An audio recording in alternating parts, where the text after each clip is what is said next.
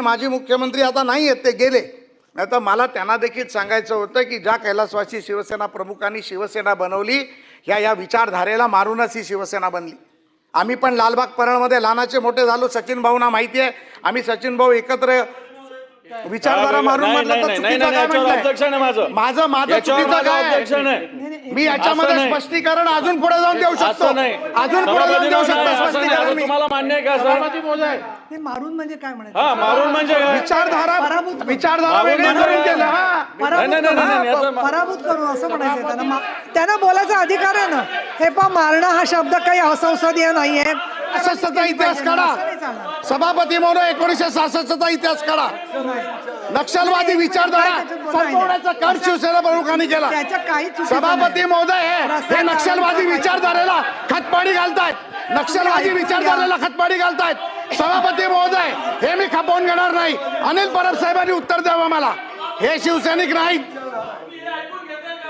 अहो त्यांचं पूर्ण ऐकून मला दिलं तर सभापती महोदय, ऐकायला तर सभापती महोदय मी तुम्हाला सांगतो, शिवसेना प्रमुखांची शपथ घेऊन सांगतो. दानवे साहेब तुम्ही 1 मिनिट म्हणजे 1 मिनिट बोला. परत 1 मिनिट म्हणजे थोडक्यात बोला. मी 1च मिनिटात बोलतो. बोला. माझा मुद्दा एवढाच आहे. शांतता ठेवा, खाली बसा. सभापती महोदय माझा मुद्दा एवढाच आहे की यांचं पोटातलं ओठात येतं हे असं बोलले. शिवसेना प्रमुखांनी ज्या विचारसरणीला मारलं म्हणजे काय? म्हणजे याचाच अर्थ त्या विचारसरणी विरुद्ध हे बिल आहे का?